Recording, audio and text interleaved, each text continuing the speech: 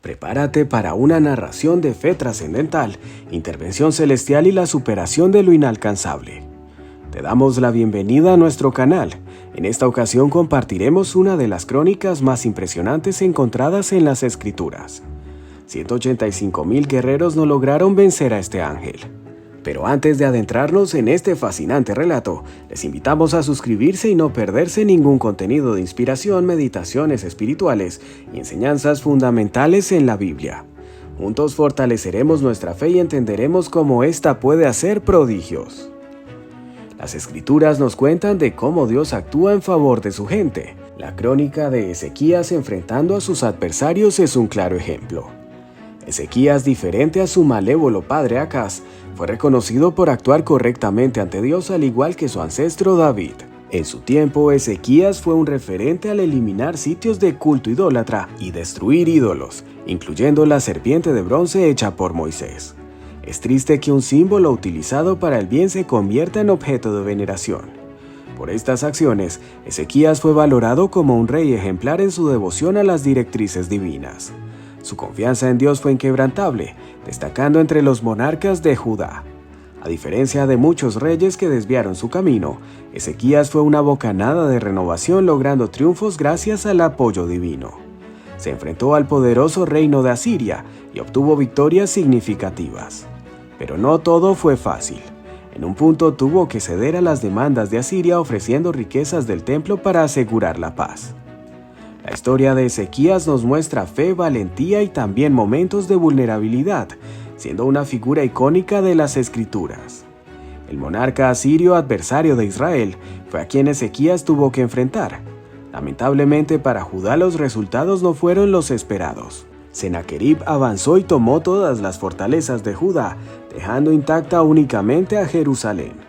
En ese punto Ezequías pudo haber pensado que había malinterpretado la situación. Reconoció su error ante Sennacherib proponiendo un tributo para prevenir el mismo destino que sufrió Israel. La cantidad solicitada fue considerable, y Ezequías proporcionó todo el oro y plata disponible, incluso despojando el templo. Pero la situación se complicaría aún más. Dios permitió que los asirios cercaran Jerusalén, poniendo a prueba la devoción de Ezequías y mostrando su poderío a su pueblo. Sennacherib no consideró suficiente el tributo de Ezequías, o simplemente buscaba más motivos para invadir Jerusalén y completar la toma de Judá. Por ello, el líder asirio envió una comitiva y un poderoso ejército para demandar la capitulación de la ciudad. Al no poder comunicarse directamente con el rey, los emisarios de Asiria dialogaron con la delegación de Ezequías. En las negociaciones, los enviados de Ezequías quisieron mantener la conversación en arameo para proteger a la gente del contenido de las amenazas. Pero el vocero asirio indiferente quiso que todos sintieran el temor que emanaba de su monarca. Incluso utilizó términos bastante crudos en hebreo para intimidarlos. Además, instó a la población a no confiar en las garantías de Ezequías. Ezequías recurrió al Señor buscando protección. ¿Continuaría el pueblo de Judá depositando su confianza en él tras escuchar tal arenga? El representante de Sennacherib propuso al pueblo una vida en paz y abundancia a cambio de su rendición, en vez de enfrentar el asedio y el aislamiento. Estas propuestas podían parecer tentadoras para los habitantes de Jerusalén, que estaban al borde del cerco. Los asirios manifestaron claramente que mudarse a una tierra similar a la de ellos formaba parte del acuerdo. Garantizaron un territorio de cereales, vinos jóvenes, aceitunas y dulce miel. De la misma manera, Satanás seduce a los fieles con propuestas llamativas, pero el pecado raramente cumple con lo prometido. Según 2 Reyes 18, 33-37, ¿han logrado los dioses de otras naciones liberar sus territorios del dominio asirio? ¿Dónde están las deidades de Hamat y Arpad? ¿Qué pasó con los dioses de Sefarbaim, Hena e Iva? ¿Lograron salvar a Samaria? ¿Qué Dios entre todos ha salvado a su tierra de Asiria para que el Señor haga lo mismo con Jerusalén? No obstante, el pueblo no emitió respuesta, siguiendo las instrucciones del rey. Tras escuchar las palabras desafiantes, los consejeros de Ezequías regresaron al monarca con ropas desgarradas como muestra de consternación. En 2 Reyes 19, 1-4, al oír esto, el rey Ezequías reaccionó de manera similar, rasgando su vestimenta y buscando consuelo en el templo. Luego envió emisarios a Isaías el profeta en busca de guía y sabiduría divina, describiendo la difícil situación y la blasfemia del líder asirio hacia el Dios eterno. En respuesta, Isaías envió un mensaje de aliento. No debían temer, pues Dios estaba al tanto de todo y actuaría en consecuencia. Dios a través de Isaías aseguró a Ezequías en 2 Reyes 19:5-7 que no debía temer a las palabras blasfemas del asirio. Dios tenía un plan. Inspiraría miedo en el corazón del líder asirio, quien escucharía rumores y volvería a su tierra donde encontraría su fin. Esta revelación divina fue un bálsamo para Ezequías y su pueblo. Este episodio demuestra que aunque la lealtad a Dios no garantiza ausencia de problemas, proporciona la fortaleza necesaria para enfrentarlos. Permanecer fiel en tiempos de bienestar nos prepara para tiempos de adversidad, confiando en la providencia divina. Ezequías, en su aflicción, recurrió a Dios y buscó sabiduría en su profeta, mostrando su profunda fe y devoción. El mandato divino de no temer, recurrente en las Escrituras, es un recordatorio de que Dios tiene todo bajo control y podemos confiar plenamente en Él. Por lo tanto, el portavoz real regresó y halló al monarca sirio en combate contra Libna, una urbe fortaleza de Judá, pues había sabido que el rey se había marchado de Lachis. Al enterarse de Tiraca, rey de Etiopía, quien al parecer se disponía a combatirlo, envió nuevamente emisarios a Ezequías transmitiendo: Dile a Ezequías, líder de Judá, que no se deje engañar por su Dios, en el cual deposita su confianza, creyendo que Jerusalén no caerá ante el rey asirio. ¿Has tomado nota de lo que los monarcas asirios han hecho a otros territorios aniquilándolos? ¿Crees que escaparás? ¿Acaso las deidades de las naciones que mis ancestros conquistaron, como Gozán, Harán, Resef y los descendientes de Edén en Telsar, pudieron salvarlas?